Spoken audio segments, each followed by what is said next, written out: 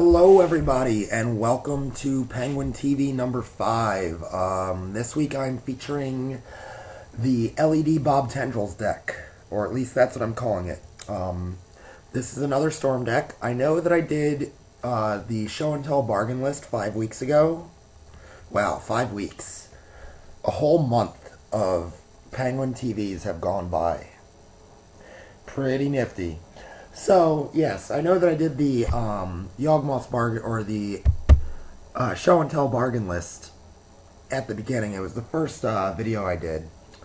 The difference between this deck and that deck, the engines are, this is a Yawgmoth's Will deck. They're both Yawgmoth's Will decks. However, this one trades in the explosiveness of being able to draw 19 cards in a turn to having pretty much Dark Confidant, which I think might be better.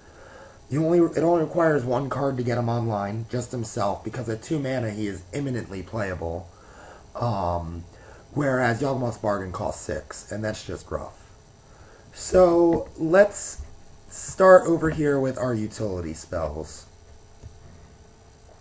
Hide the sideboard for now, but let's start over here with the utilities. We've got 4 Thoughtseizes. And the reason these are not duresses, even in a deck with Necropotence and Dark Confidant, the reason these are Thoughtseize is because there are some dangerous 2/2s out there that we need to stop. And I would rather pay 2 life to stop, let's say, a Meddling Mage, or, geez, a Gadok Teague, or an Ethersworn Canonist. I'd rather pay 2 mana to stop those from hitting the table. I've got 2 Spell Pierce, and besides the Thoughtseize, this is the only disruption that I run.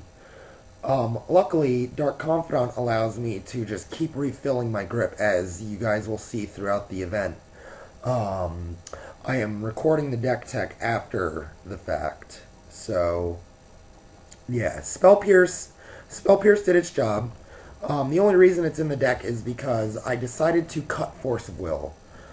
This deck, it may look familiar to one person, Juan Dixon. He 4-0'd a daily event with it like 3 months ago.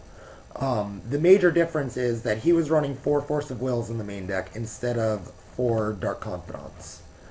Also, I think he had a couple of extra Duresses or Thoughtseizes instead of the Spell Pierces.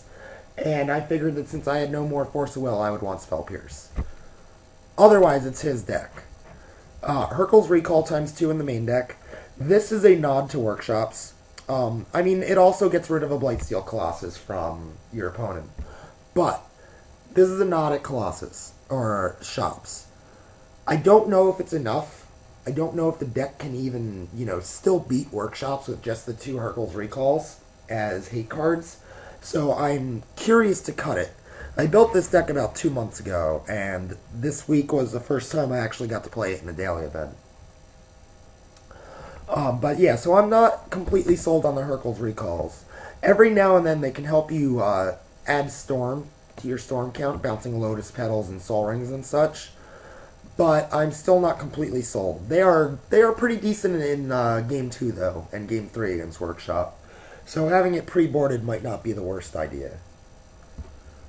So then we get to our mana acceleration. First we'll look at our lands. We've got 15. 2 islands and a swamp, because wastelands are everywhere. And this deck can function surprisingly well off of 1 swamp and 1 island. The reason there are 2 islands instead of 2 swamps is this guy right here. Resolving him, I think, is more game impacting than resolving a Necropotence.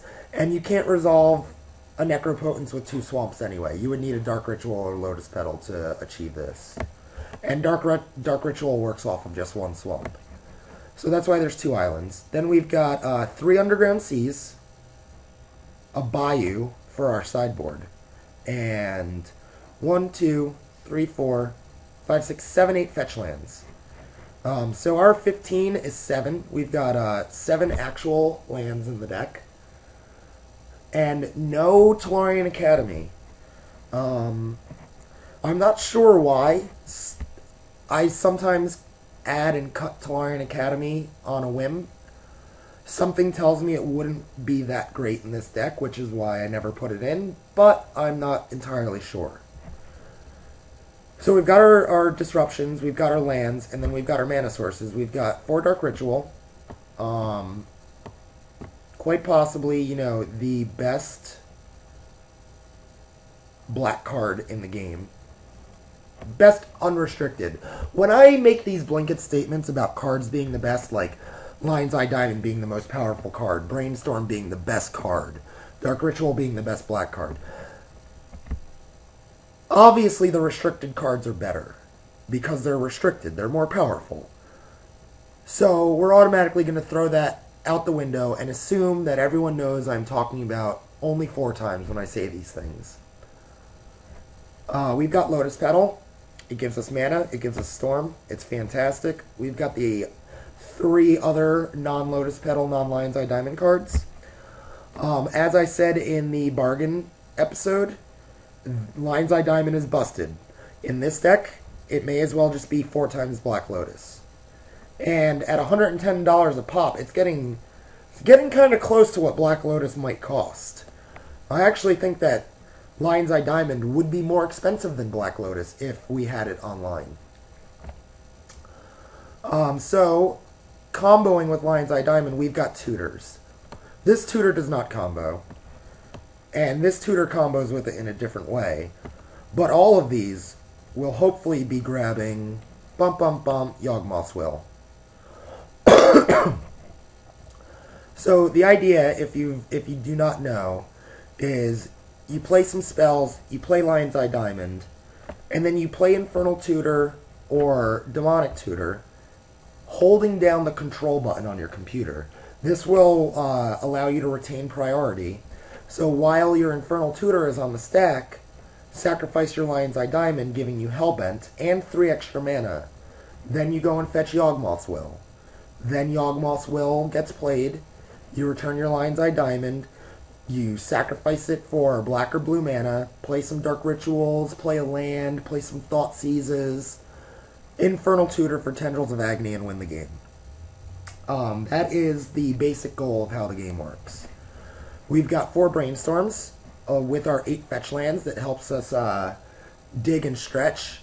Also gives us a little bit of redundancy. As you'll notice, there's only 3 Infernal Tutors instead of the usual 4. Another reason, besides Brainstorm, is Dark Confidant. Filling your hand and having an empty hand don't work together very well, but Infernal Tutor is still just really, really good with Lion's Eye Diamond, and even having 3, drawing an extra card, searching 3 deep, you're still going to find that Lion's Eye Diamond. So I've got Bob, the Great One here, and he is the Great One. The card is just so good, and man, after playing it with it this weekend, I might want to change my stance on the best creature of all time. I currently think it's Tarmogoyf. Dark Confidant is a better creature than Tarmogoyf, but you have to build your deck around Dark Confidant, and you can't just put it in anything. Whereas Tarmogoyf literally can go into any deck and will make it better. I don't care what you're playing. If it's combo deck, put it in your sideboard. When they bring in their combo hate, you have Tarmogoyfs. It's just super good. But Dark Confidant is also really good. I assume that if I played Vintage, I would think Dark Confidant was the best creature of all time. But because I don't, I only have access to Classic and Legacy, I think that Tarmogoyf is better. We've got the Skull, which, with Dark Ritual, is the most broken turn 1 play you can make that does not win you the game on that turn. It's almost impossible to lose the game when you resolve Necropotence. You get to refill your hand every turn, and when you're drawing up to 7 cards every turn, it's highly likely that you're going to do a Storm Chain that ends the game. Speaking of Storm Chains that end the game, we've got Yawgmoth's Will, and as I mentioned with the Lion's Eye Diamond and the Infernal Tutor, you just play spells, play Will, loop them, finish with the Tendrils. So this is win condition number 1, and probably the main win condition. Number 2, Tendrils of Agony. There are 2 in the deck. A lot of decks only play 1. I like a little bit of redundancy, and the second Tendrils means that you can more often naturally draw a Tendrils. Or you can throw away like a Tendrils with a Lion's Eye Diamond or something to get Yawgmoth's Will. It makes you have to have less tutors for after Yawgmoth's Will, and it gives you a better probability of winning the game without Yawgmoth's Will. That's why I like 2. We've got the ubiquitous Vault Key. Any deck that can play blue or black to tutor them up should be playing them. It's the most powerful combo in the game, hands down.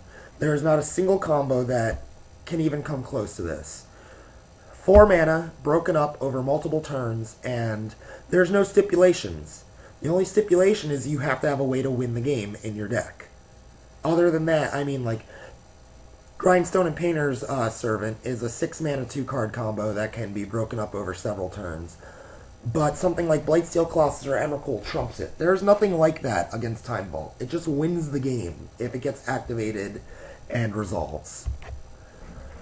We've got Blightsteel, which almost always gets tinkered for. He is a good plan B against main deck Storm Hate, such as Ethersworn Canonist, Gaddock Teague, Leyline of Sanctity. These cards are problems in the main deck, and Blightsteel helps you get around them. Mind's Desire. Against any deck that is not Workshops, this card is busted good.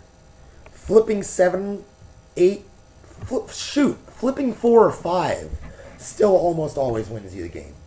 Very, very good card. And I think that more decks should be playing it. So, on paper, this deck crushes everything except for Workshops. And then it can't ever win a game against Workshops. That's what the deck does on paper. So, because of this, we've got our sideboard. And look at all of this hate at Workshops. In the Yawgmoth Soap Opera article a couple of weeks ago, Andy introduced a Gush deck. And he had Oath of Druids in the sideboard. And this is a good month and a half after I built this deck with this sideboard. And one of the things that this deck has going for, or this sideboard option has going for it over Andy's, is that I'm not running Gush. So I can run Forbidden Orchards and it won't interfere with my game plan, even a little bit. Which makes me have a really good sideboard against Workshops, going up to 19 lands. 4 Oath of Druids and Terrastodons. Oath of Druids is also the reason there's a Bayou in the main deck. I wanted a fetchable land to cast Oath of Druids. So that's a little bit of main deck sideboard tech right there. So we've got Workshops right here, as well as our 2 Hurkyl's Recalls, and possibly one of these bounce spells. I don't think I've ever sided them in versus shops, though. So we've got that. Forbidden Orchards can come in against Oath of Druids. As you guys will see later in the event, you just have to be careful that you do not give them too many tokens, because they will kill you with them. We've got Perish for the fish matches. Perish might be better as a Massacre, because Perish does not get rid of Ethersworn Canonist or Dark Confidant. It does get rid of Tarmogoyf, though, and it does get rid of Trigon Predator. So I'm not sure. Perish is also playable off of a Dark Ritual, whereas Massacre could be free, but it's not always a guarantee that they will have a Plains. Rounding out the sideboard, we've got Chain of Vapors and Echoing Truths. These are for everything else. And I'm going to show you my sideboard technology right here. Are you ready? Disregarding Oath of Druids and Workshops, here's how we sideboard against the entire format. Fish. Take out 2 Hurkyl's Recall. Put in 2 Perish. call it a day. If they have Leyline of Sanctity, then we change the sideboard just a little bit, add an Echoing Truth and a Chain of Vapor. Here is where verse every other deck in the format.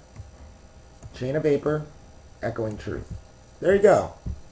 One of the things I love about this deck is that sideboarding is so easy. I am not the best at sideboarding. I always feel like I'm taking out too many cards, or I'm sideboarding too many cards for each matchup, and I don't have the cards to pull out, or I pull out the wrong ones. Unless I've played with a deck for, I want to say, like 50 matches easily against an archetype, I'm not comfortable sideboarding. So, having the ability to just take out the 2 Dead Hurkyl's Recalls against the format for 2 bounce spells is amazing, and I love it. Which makes me wonder if this second Chain of Vapor is even needed in the deck, because I never, ever side in both.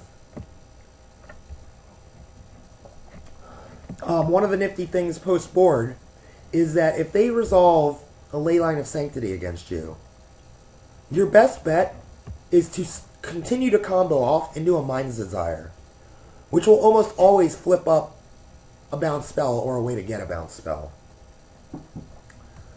So, this is the deck, and as I said, I recorded the event before this, so join me in round 1 of the daily event that fired last Saturday. Have a good one, guys.